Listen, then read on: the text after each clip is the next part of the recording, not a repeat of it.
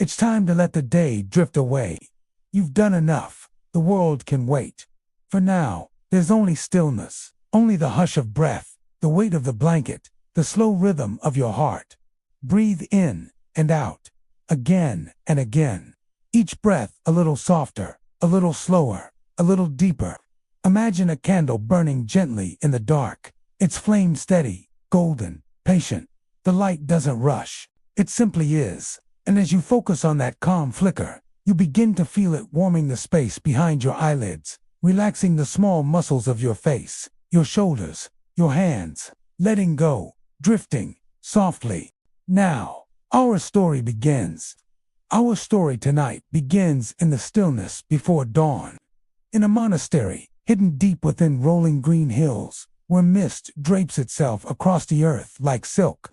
The air is cool, and somewhere, in the hush of stone corridors, a single candle still burns.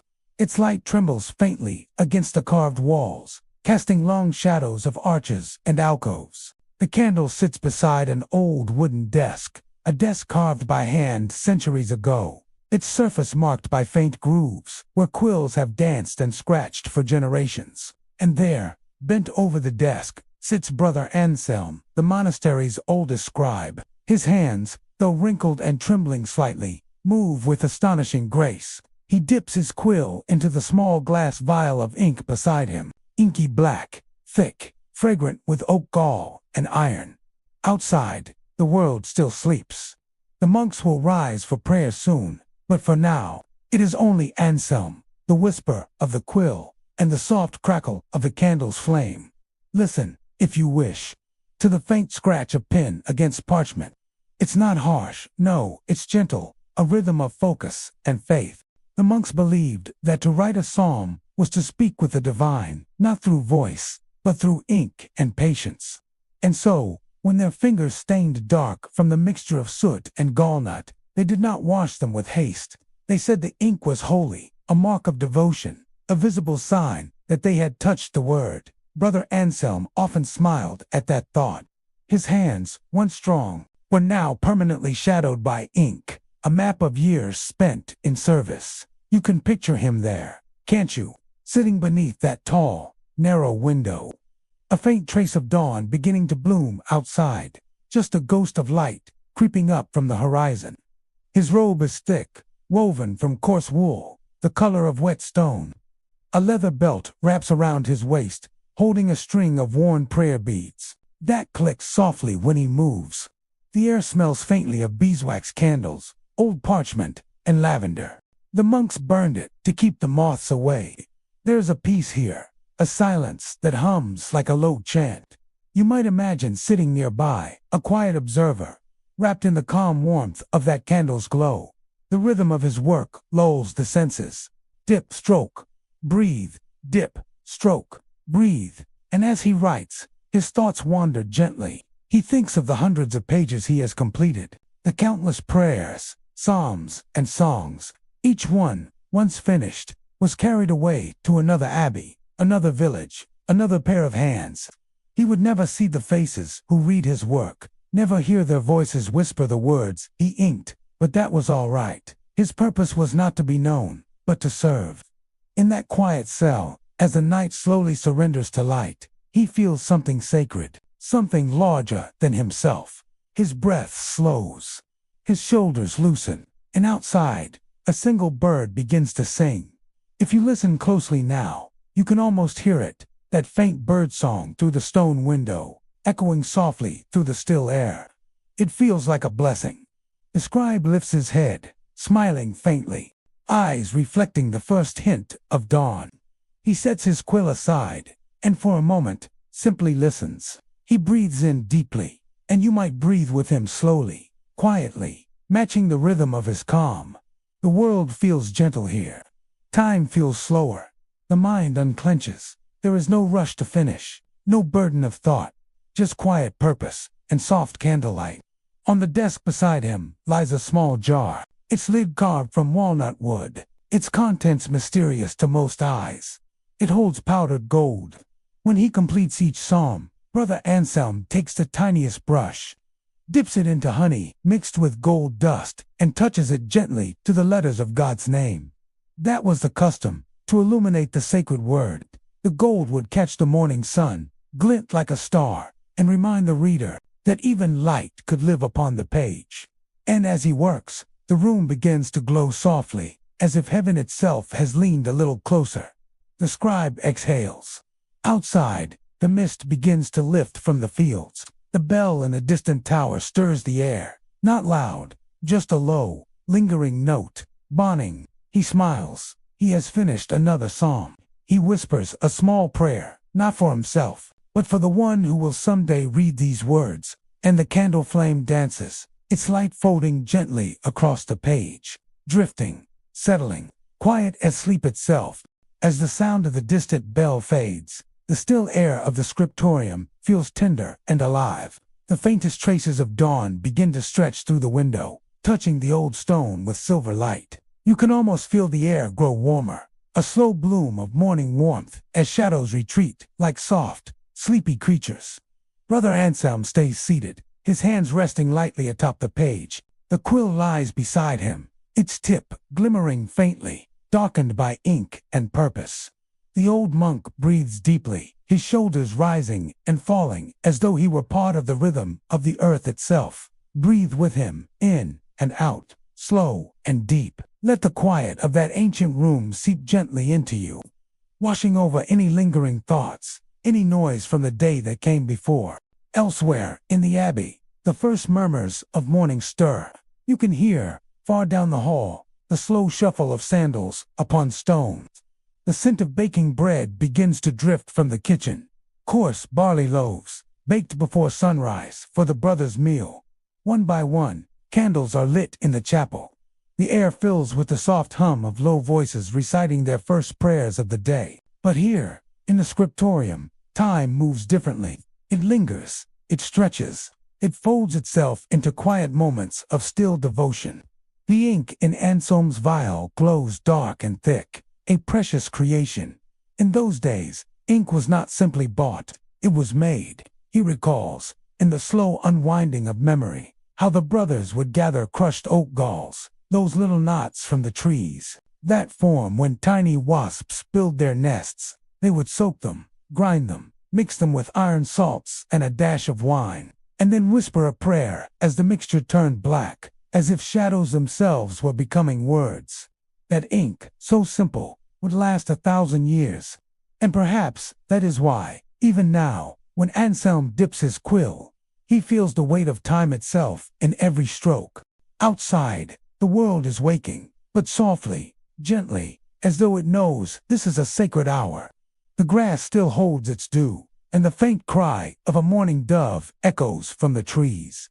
Beyond the walls, a brook murmurs, a sound so delicate you could almost mistake it for breath. Anselm sometimes thinks that water, wind, and ink all speak the same quiet language, a language of patience. And as you listen, you may begin to feel that too. The slow, steady flow of calm moving through every part of you. It's the same rhythm that guides the river, that carries clouds, that turns the wheel of days. Slow, steady, and kind. Brother Anselm closes his eyes for a moment. Behind them, memory stirs, gentle, like an old friend's hand upon the shoulder. He remembers being young, sitting in the same scriptorium, his teacher beside him. The old man's voice had been barely above a whisper. "Every letter you write is a prayer," he'd said. "Even if your mind wanders, the movement of your hand remembers." It was a strange idea, that faith could live in motion, in the rhythm of small things. But now, after a lifetime of work, Anselm understands. It isn't the words alone that matter. It's the stillness that surrounds them. The pauses, the breath between each line. That's where prayer truly lives. He opens his eyes again, and the candle beside him flickers, casting soft gold against the stone wall. Slowly, with hands that know their task, like a melody, the scribe reaches for a fresh piece of vellum. It's pale and smooth, prepared from calfskin, stretched tight and polished with pumice stone. He runs his fingertips over the surface, feeling its subtle texture. The air smells faintly of chalk and hide glue, scents that, to him, mean home. He smiles softly. This will be his last page for the morning. He arranges his tools with care. The inkpot, just so. The quills feather aligned. The parchment placed under the windows growing light. He whispers the opening words of the psalm he will copy. His voice barely audible. Domini, refugium factus. Ease, nobis. Lord, you have been our refuge. The words drift like mist through the room, sinking into every crevice of the stone.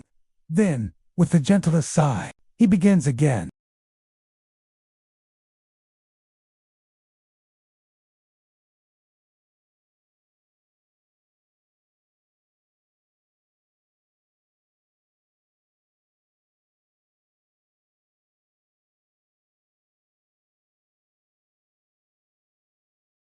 Scritch, scratch, pause. The sound of ink upon vellum is like a lullaby for the soul. Each line flows like water, each curve shaped by years of patience. He works slowly, not from age, but from devotion. For in every stroke of the quill, he imagines he is tracing not just letters, but light itself. The morning sun has now climbed a little higher, slipping through the narrow window, turning dust motes into tiny golden stars. They drift lazily through the air, swirling above his desk like quiet blessings. There was a saying among the monks, "Hurry is the enemy of grace." Anselm thinks of this as his hand moves gently across the page. Each motion feels deliberate, anchored in the present moment. To rush would be to blur the words, to spill ink, to lose meaning. But when he moves slowly, the page comes alive, not as a thing to finish, but as a space to inhabit. He sometimes wonders if that is how life itself should be lived, not hurried through, but written carefully, one line at a time. And as you listen to this thought, perhaps you feel it too, a deepening quiet in your chest. A sense that you, too, can move a little slower, breathe a little deeper, live a little softer. There was a saying among the monks, "Hurry is the enemy of grace." Anselm thinks of this as his hand moves gently across the page. Each motion feels deliberate, anchored in the present moment. To rush would be to blur the words, to spill ink, to lose meaning. But when he moves slowly, the page comes alive, not as a thing to finish, but as a space to inhabit. He sometimes wonders if that is how life itself should be lived. Not hurried through, but written carefully, one line at a time.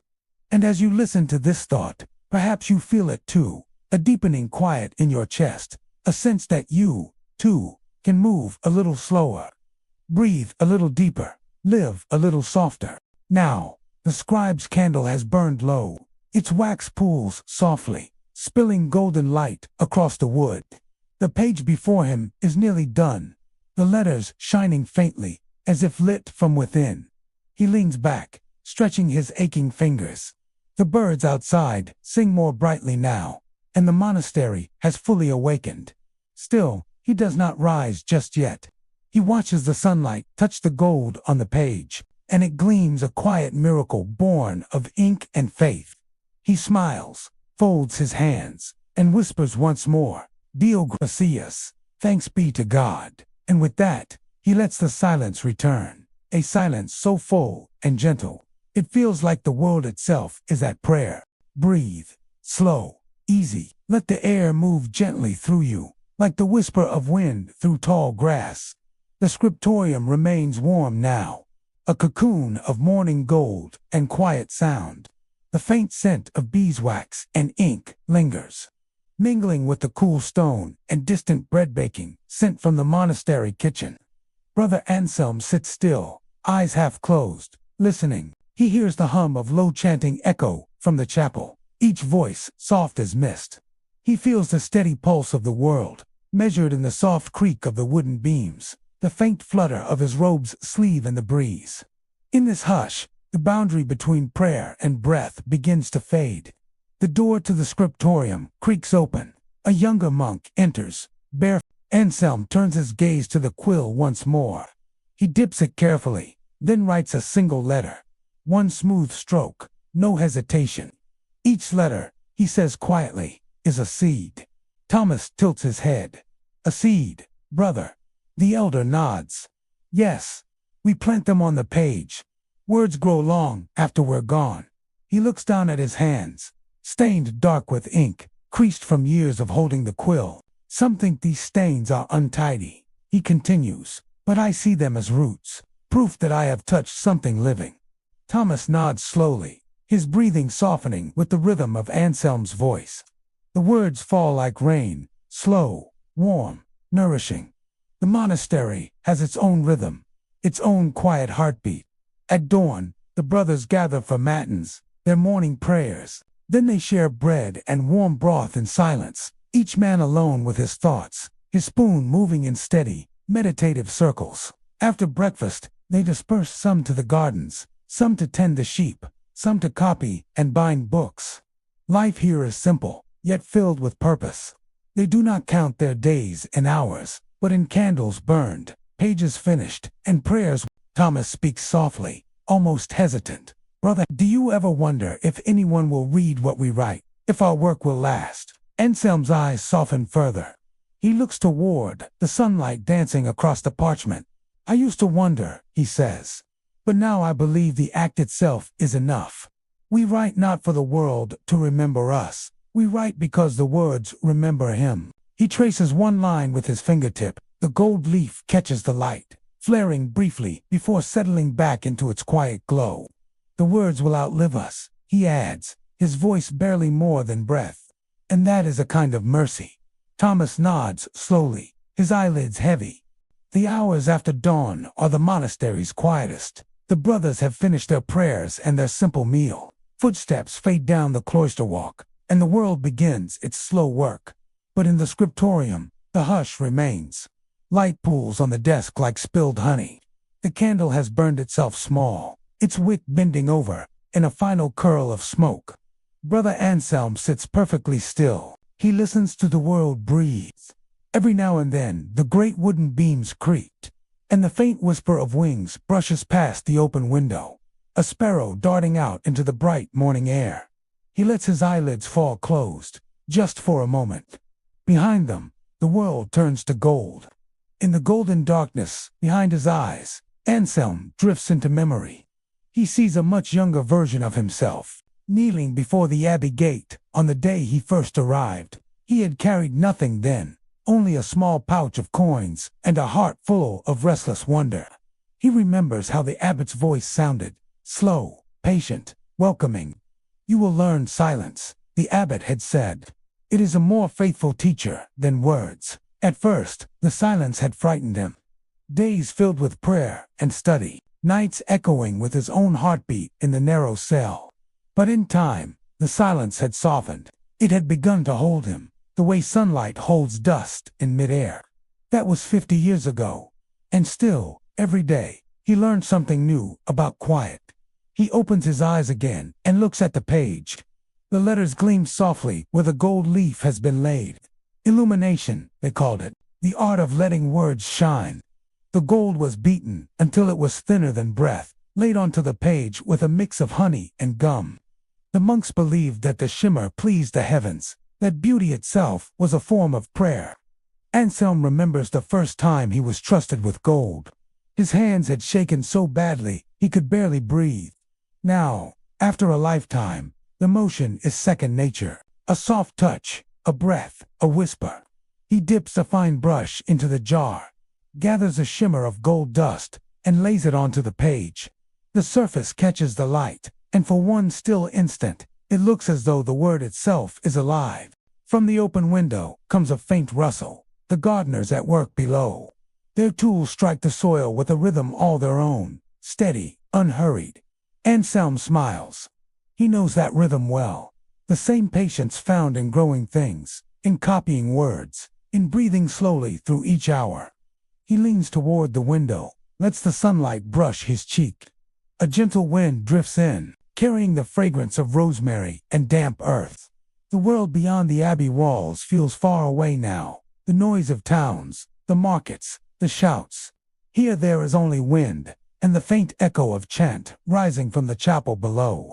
Faith, he thinks, is not built from miracles. It is built from small, patient acts, one seed planted, one letter written, one kindness left behind. He writes another line, his hand steady, his breath even. Somewhere deep in the monastery, a bell sounds a single tone that hums through stone and air alike. He pauses, lets the vibration wash through him. Every bell here was cast by hand. He remembers the year they made the great one for the chapel, how the whole community gathered to hear its first voice. When the molten bronze cooled, they said it sang a note halfway between sorrow and joy, the perfect sound for prayer. The desk beneath his hands feels warm now. The surface is smooth from centuries of use, darkened where countless wrists have rested. A small bowl of sand sits near the edge to blot the ink before it smears. He dips his fingers into it absently, feeling the cool grains slip between his skin. Nearby lies a knife with a bone handle, used for trimming quills. The blade gleams faintly in the morning light. Everything here has purpose. Nothing is hurried, nothing wasted. Even the silence feels purposeful, a silence woven from devotion and air. Sometimes, when his eyes grow tired, Anselm imagines the words on the page as a river flowing gently toward the sea.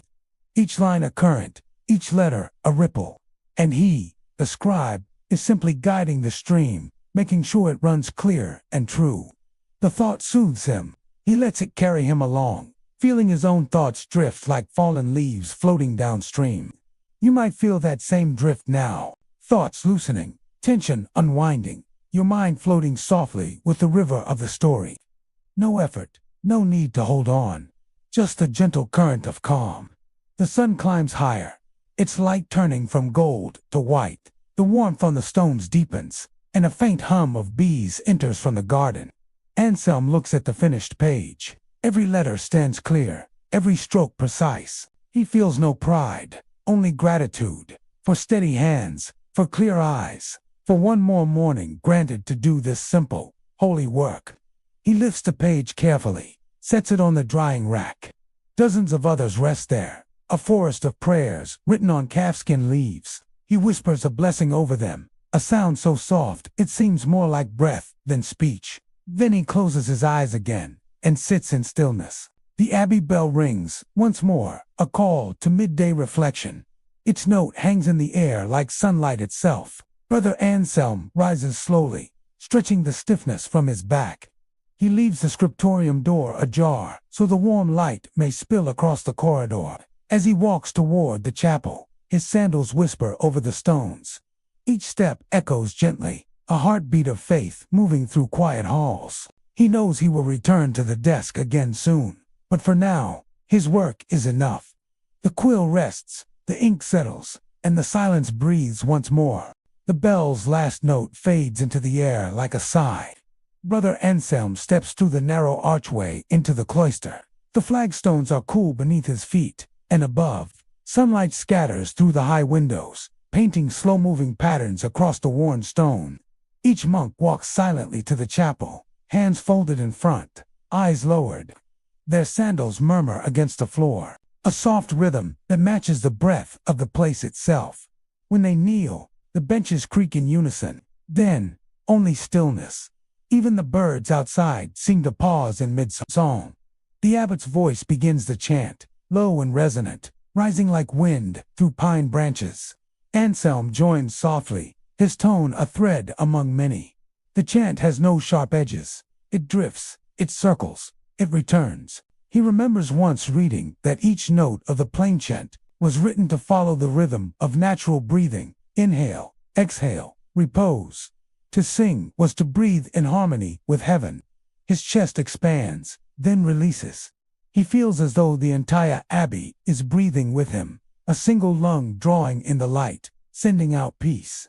When the prayers end, a novice lights the censer. Tendrils of incense curl upward, slow and silver, like thoughts finding their way skyward.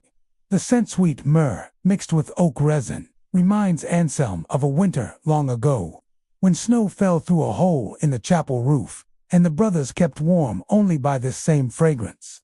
He had been young then, his fingers stiff with cold, yet still copying psalms by candlelight. The abbot had told him, each breath of incense carries a prayer unseen.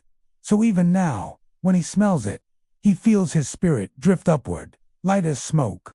After the midday meal, a bowl of lentils, a crust of bread, and a moment of shared laughter, Anselm returns to his desk. He sets out a fresh page of vellum, smooth as moonlight, under his fingertips. The script he uses, Caroline minuscule, was once ordered by a great emperor, centuries before, so that all monks might write the word the same way. Every curve of each letter was meant to reflect divine order, a balance between beauty and clarity. It was said that to write neatly was itself an act of virtue. He finds comfort in that notion, that grace can live even in the space between a stroke of ink and the next. He sharpens a new quill. The scrape of metal on feather sounds delicate and sure, like a soft blade through silk. He tests the nib against parchment, one thin line, one thicker. The ink glides perfectly. Outside, the afternoon sun filters through stained glass, casting small islands of color across his workbench: crimson, violet, amber. Each color moves as the sun shifts, as if the saints themselves are watching. He breathes slowly, letting the rhythm of writing guide him. Dip, draw, lift, breathe, dip, draw, lift, breathe. Soon the world beyond the desk disappears. There is only the pulse of creation. The window stands open now. From below rises the hum of bees, a soft droning that merges with the scratching of his quill. Lavender bushes sway in the courtyard. A monk tends them gently, cutting stems to dry for the infirmary. The scent drifts upward, fresh, clean, calming. Anselm inhales it deeply, and the air fills his chest with peace. He thinks of how monks in distant lands keep hives not just for honey, but for wax, the same wax he uses for his candles. Each bee, a tiny laborer in the service of light. Each candle, a fragment of sunlight stored for night. Sometimes he wonders what becomes of all the books they make. Traders carry them to distant cities, to kings and scholars he will never meet. But the thought soothes him rather than saddens him. Each word written here will travel farther than he ever could. In that way, he is always journeying. The ink in his pot was brewed from oak galls and iron salts. When it touches the vellum, it darkens over time, the words aging as he does, growing richer, deeper. He likes that. He finds comfort knowing the page will remember what his hands forget. The sun drifts westward, the air thick with golden dust. He sets down the quill and rolls his shoulders, hearing the quiet pop of weary joints. Outside, a bell sounds again, a single tone that ripples through the stillness. It's the signal for rest, a brief pause between labor and prayer. He leans back, closes his eyes. The chair creaks softly beneath him. His breathing slows. In that soft doze, he feels as though the entire monastery has folded itself into silence. A book closed gently at the end of a chapter. In his half-sleep, memories begin to stir. He hears voices, gentle, familiar monks who once sat beside him, now gone to their eternal rest. They whisper lines of scripture, or laugh in that quiet, brotherly way. He imagines them sitting across the desk, each with his own quill, each copying a different psalm. Their faces glow in the candlelight of memory. He feels no sadness, only gratitude. In their stead, the silence has become his friend. A soft draft wakes him. The page before him flutters slightly, as if the air itself were turning it. He opens his eyes, and the world returns. Color, sound, warmth. The light outside has softened again, edges blurred, as though evening has begun to gather at the rim of the world. He smiles faintly. Another day, nearly complete. But before vespers, he will finish one last line, just one more offering of ink and breath. He takes up the quill once more, steady, reverent. The tip kisses the page. A simple sentence forms, slow, graceful, certain. When the final word is done, he breathes out, and the tiny candle beside him trembles. The flame steadies. So does he, and the world, for a heartbeat, feels perfectly still. The hours have slipped away without sound.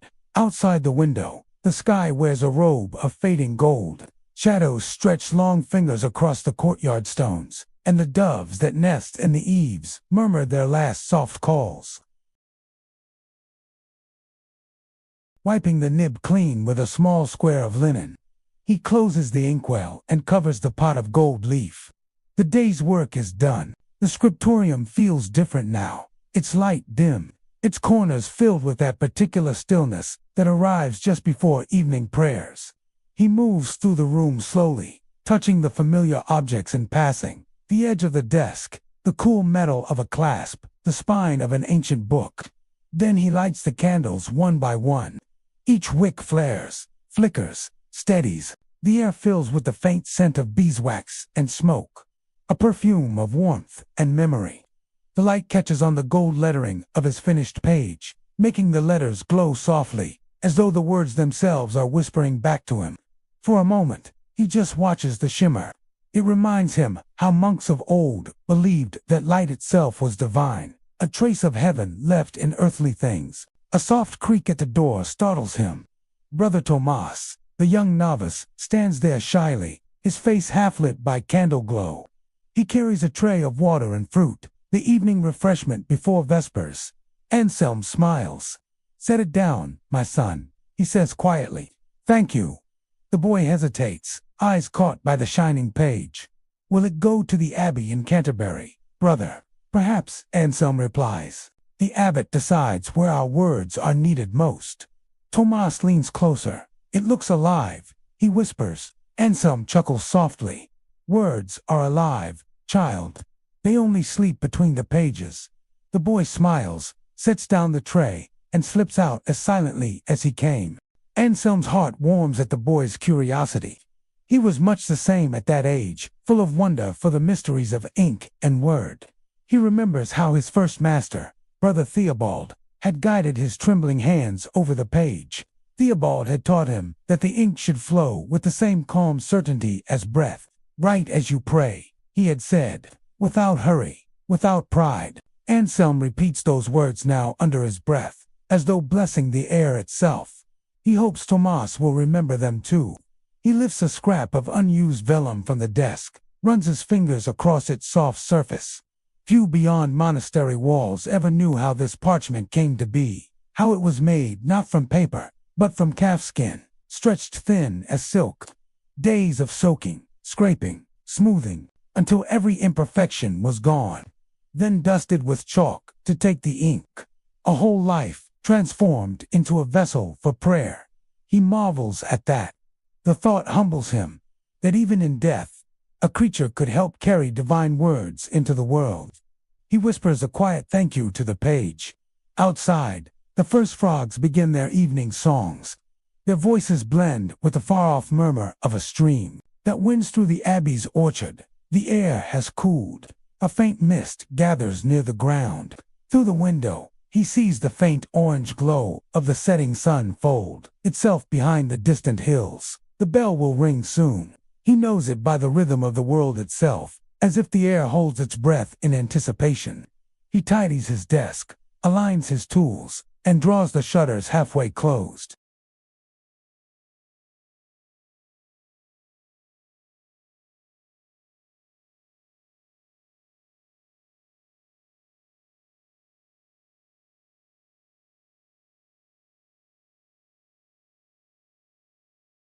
When the bell finally sounds, it rolls through the corridors like thunder softened by wool. Anselm steps into the hallway, joining the slow-moving line of brothers headed toward the chapel. Their candles form a trail of light that flickers along the stone walls.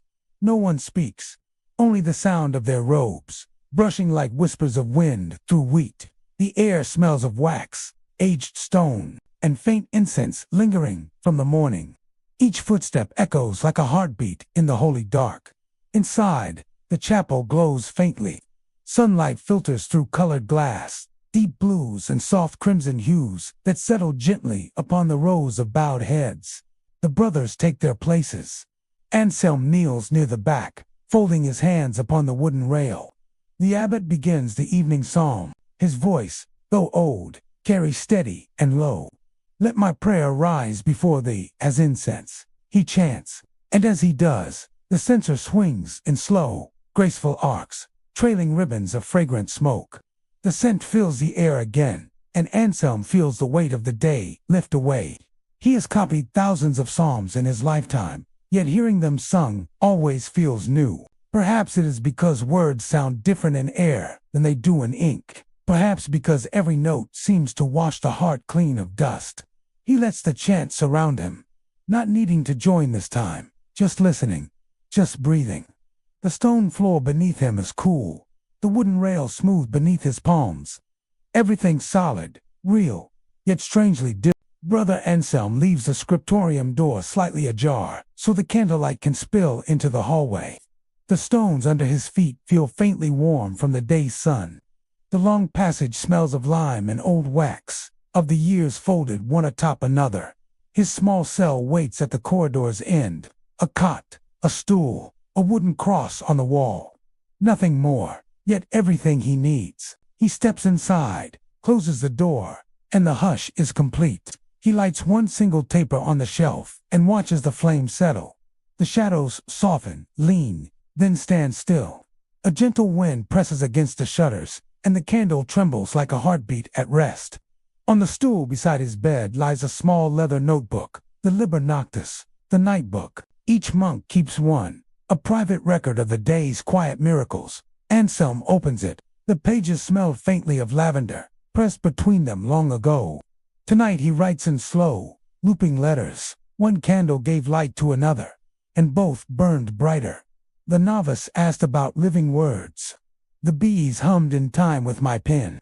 The Lord's peace was written in gold. He sets the quill down and reads the lines once more, not for correction, but for rhythm, listening for that inward music that tells him the soul has spoken true. He blows softly on the ink until it dries. Outside, a bell rings, 3 soft tones. Complan, the last prayer of the day.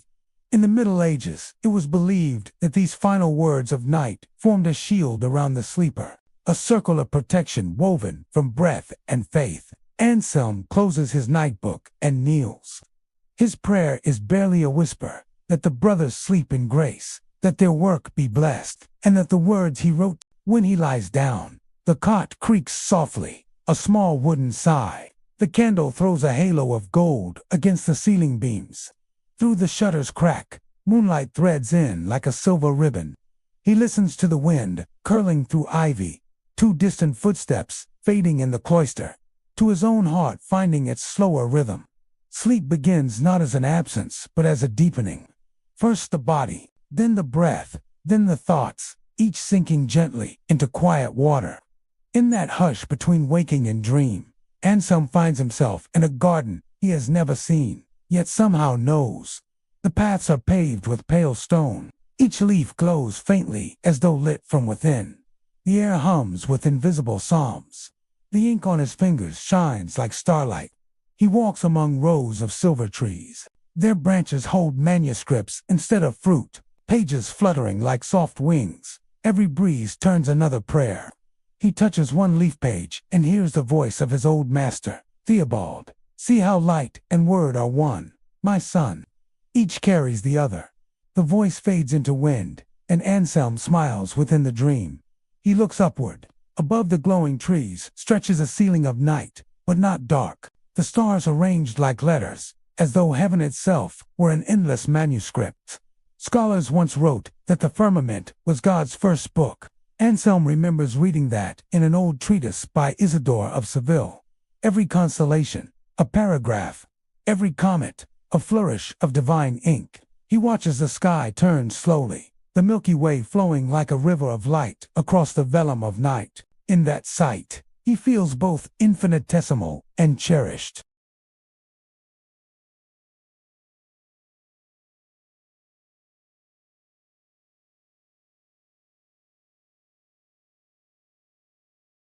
A faint trickling sound draws his gaze downward, a brook winding through the luminous grass. Its water gleams with reflected starlight. He kneels and cups a handful.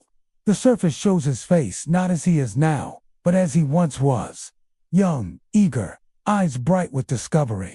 He hears again the laughter of novices long gone, the clatter of quills dropped in nervous haste, the patient corrections of Brother Theobald. The water slips through his fingers, leaving only coolness and calm.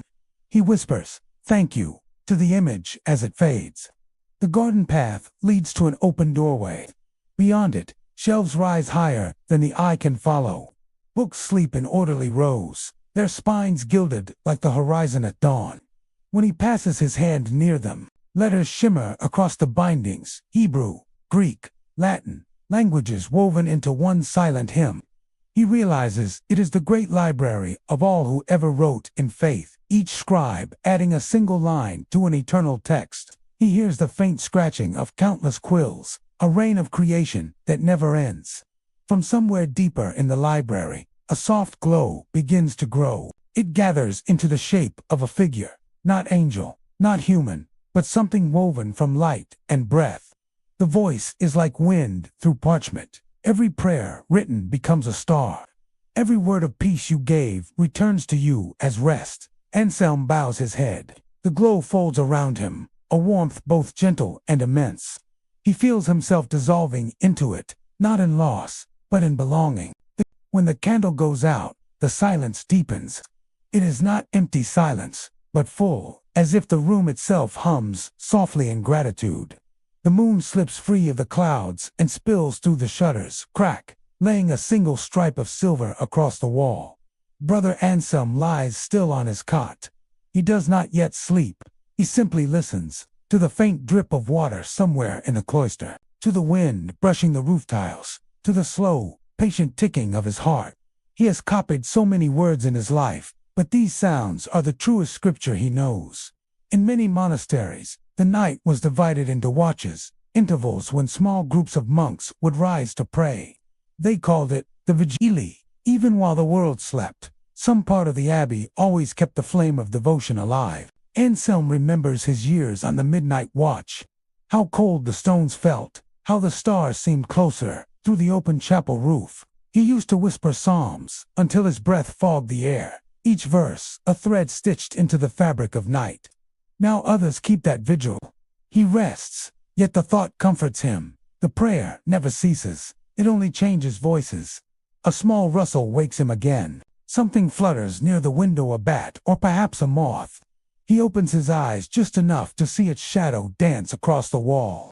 In medieval lore, monks believed that night creatures carried fragments of unspoken prayers, fluttering them skyward before dawn. Anselm smiles faintly at the thought.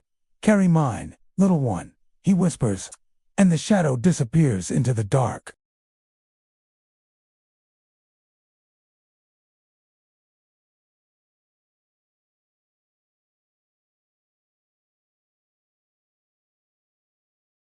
Sleep takes him once more, and he finds himself walking along a corridor made of light. The walls shimmer like parchment, dusted with gold.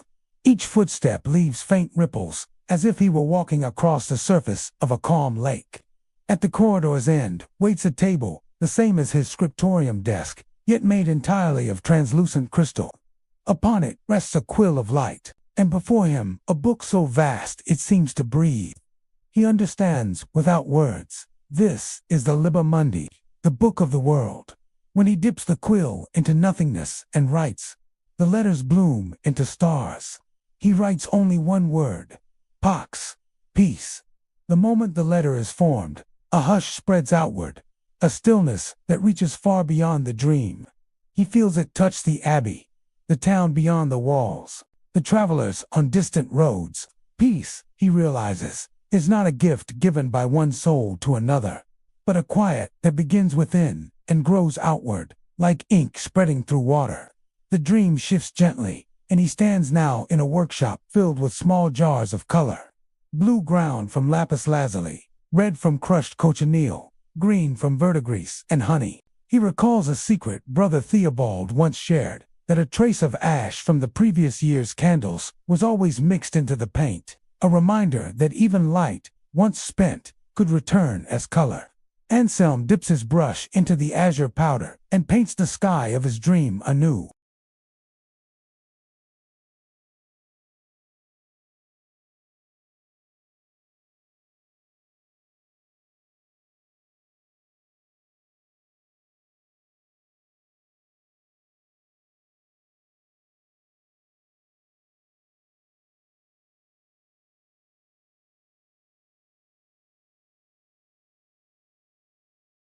He remembers the day a traveler came to the abbey. Years ago, a woman dressed in coarse linen, carrying a single, tattered book wrapped in cloth.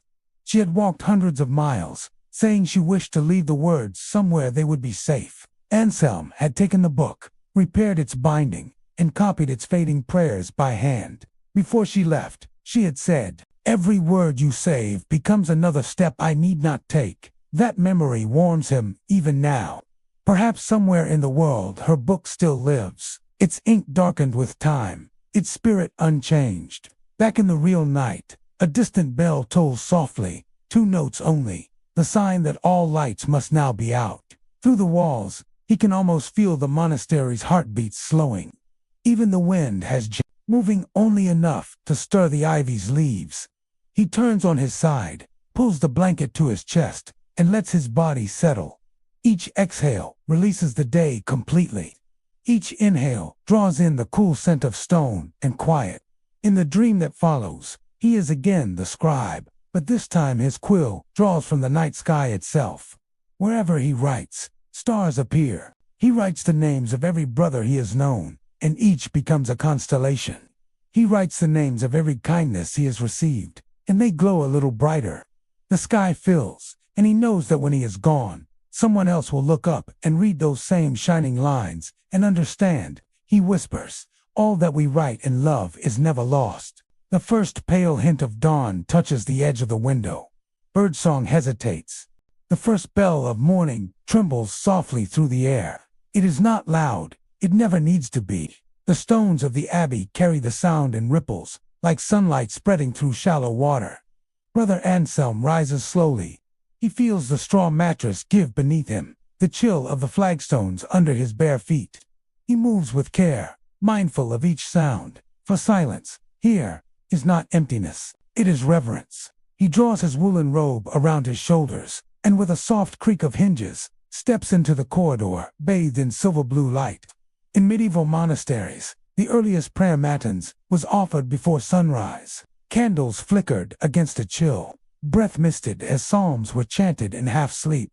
The purpose was not perfection, but persistence, to remind every soul that devotion continues, even in weariness.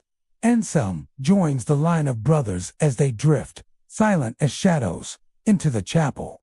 Each carries a candle, its flame a single note in a harmony of light. Inside, the air smells faintly of beeswax and damp stone.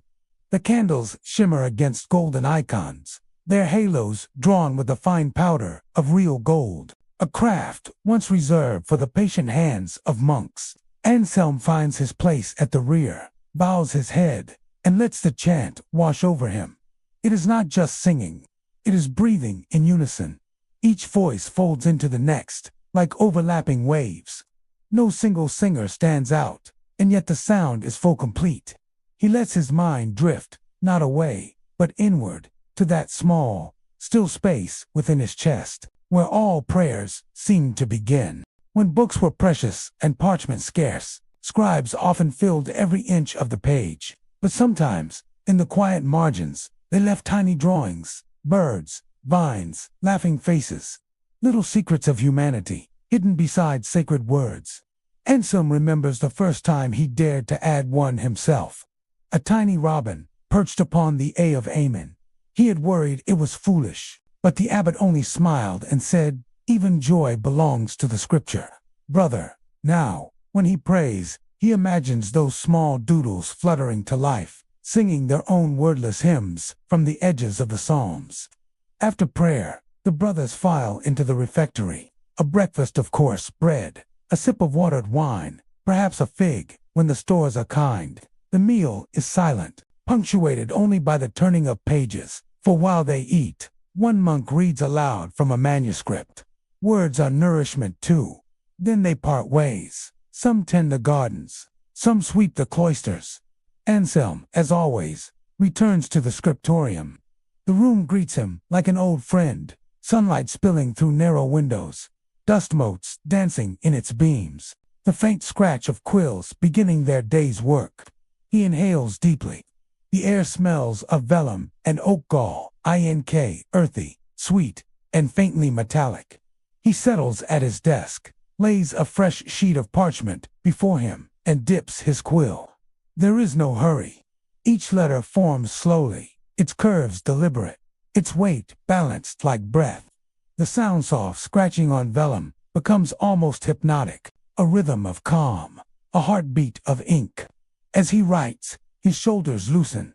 The world beyond these walls fades away. There is only ink and thought, only devotion shaped into form. Sometimes he forgets what the words mean, but that does not matter. Meaning lives in the motion. The parchment beneath his quill was once the skin of a calf, cleaned, stretched, and scraped smooth. It took days to prepare, and monks believed the act itself was spiritual, a transformation of life into something eternal. Each sheet was prayed over, each imperfection noted, each flaw seen as divine texture.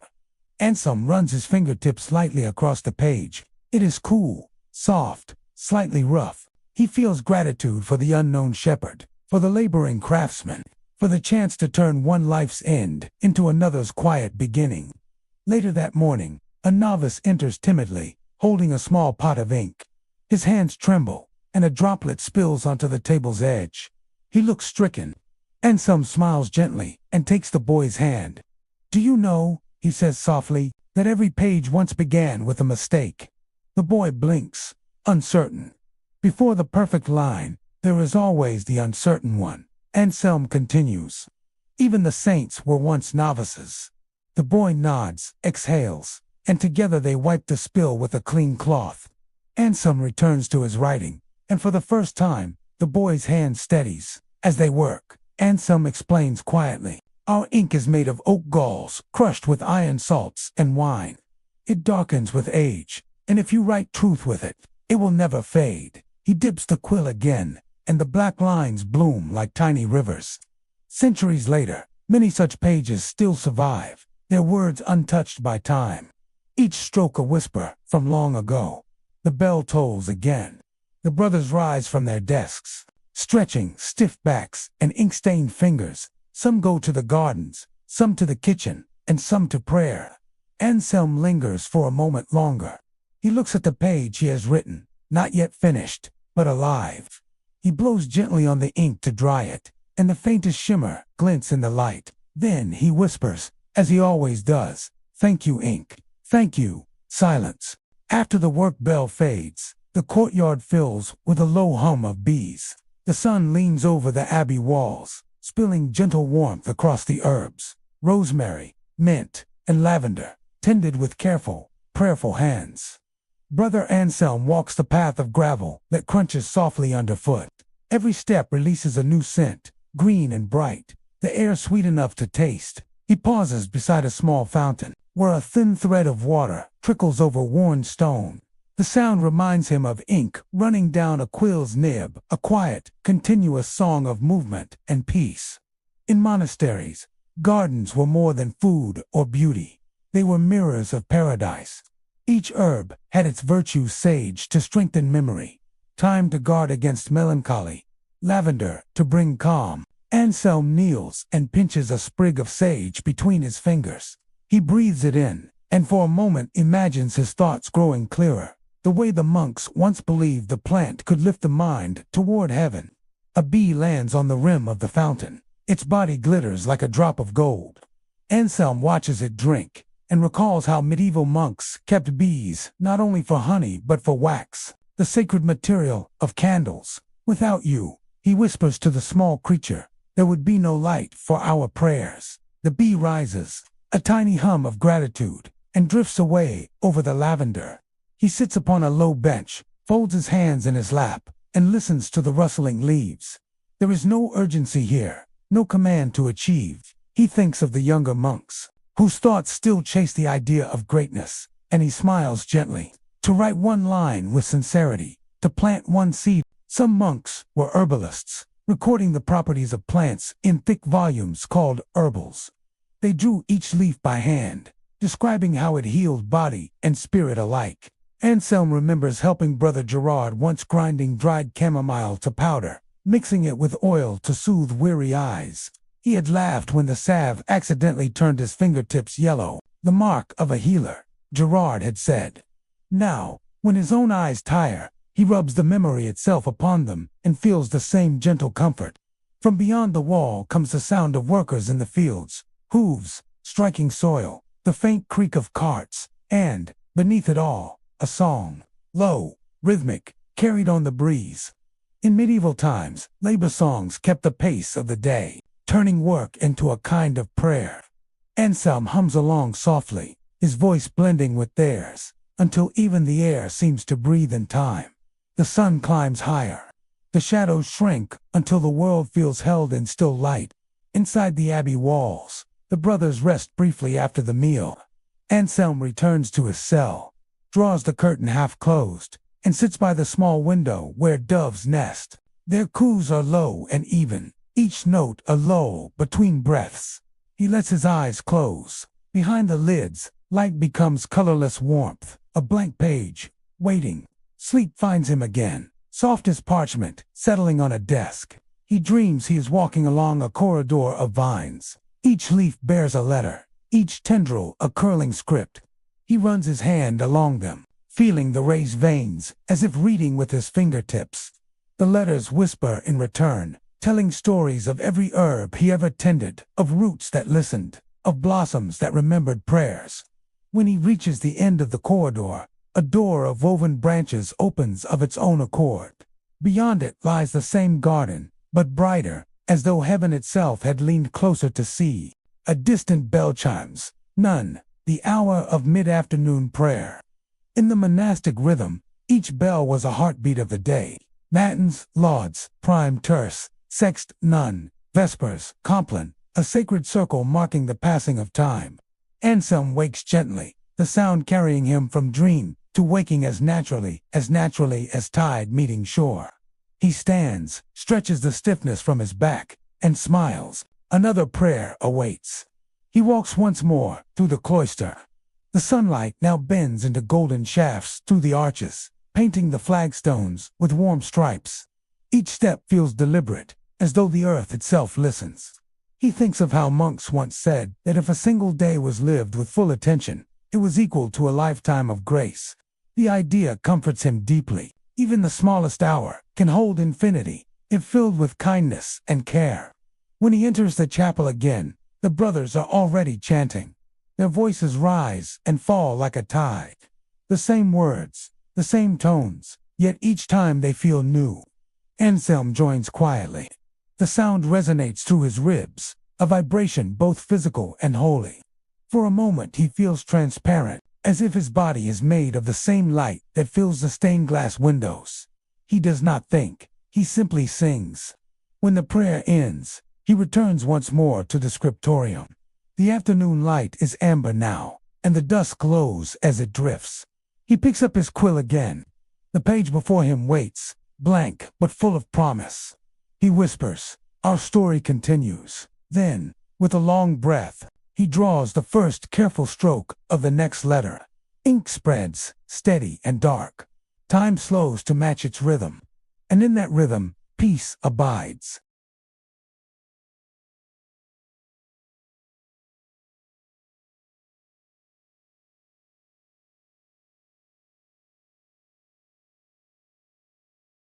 The sun tilts westward now, and the abbey walls glow in shades of honey and rose.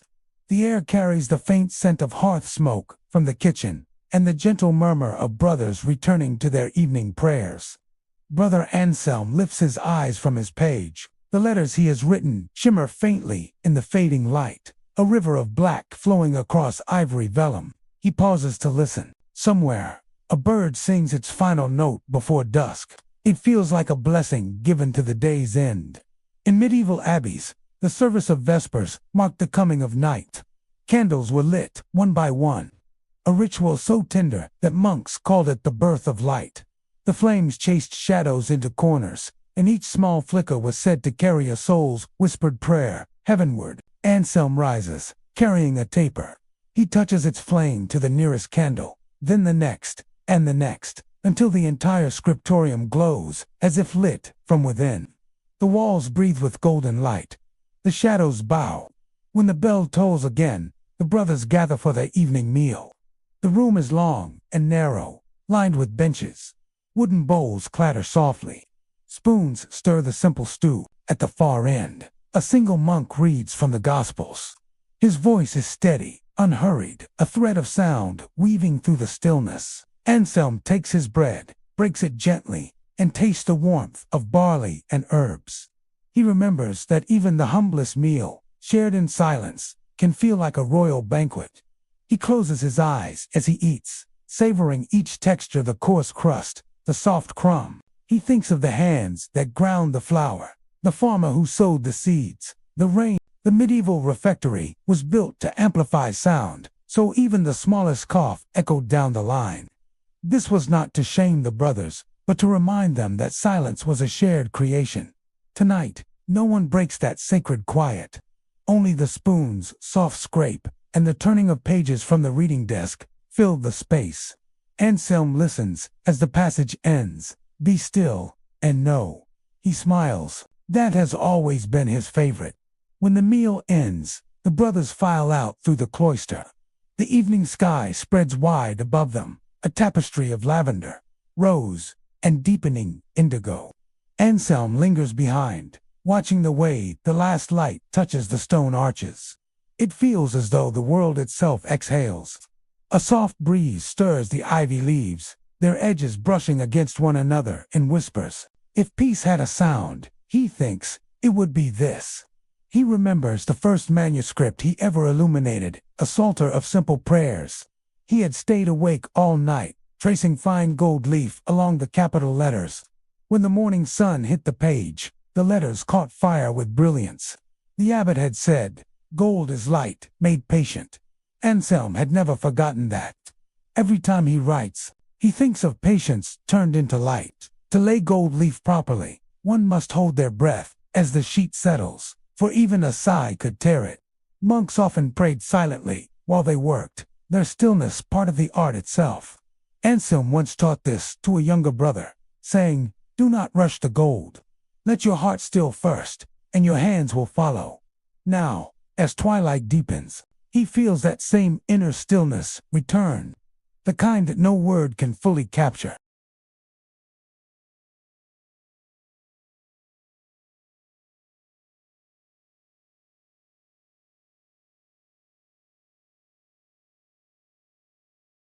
Back in his cell, a single candle burns beside his bed. A moth circles it slowly, drawn by the warmth. Anselm watches, half smiling. He knows the ancient tales, how monks believed moths were souls seeking the light of wisdom. "Be careful, little one," he murmurs, but still, the moth drifts closer, its wings beating like small prayers. When it finally rests on the rim of the candle's holder, he feels oddly comforted. Somehow, the creature's fragile persistence mirrors his own. He realizes that every living thing, no matter how small, carries a spark of sacred purpose. A leaf turning its face to the sun, a drop of ink finding its path on vellum, a monk writing words he may never see read. Fragility is not weakness, it is devotion. To exist so delicately, and yet continue, is the most profound form of faith. Before bed, monks were expected to review their conscience. They called it the examination of the heart. They would recall, not sins, but moments of forgetfulness, times when they failed to see God in the ordinary. Anselm sits at the edge of his cot and closes his eyes. He recalls the spilled ink, the trembling novice, the bee at the fountain. Each moment, once fleeting, returns now as a soft light in his memory. He feels no guilt, only gratitude. The candle burns lower. Its flame sways like a tired dancer. The shadows grow long, and the silence folds around him like cloth. He breathes in the faint scent of smoke, the cool of stone, the sweetness of fading wax. When he exhales, the room seems to exhale too. He lies back, eyes half, watching the candle's flame shrink into a small golden tear. Then, as it finally gutters out, he whispers one last line to the darkness. "Peace to this night," and all within it, and the world grows still.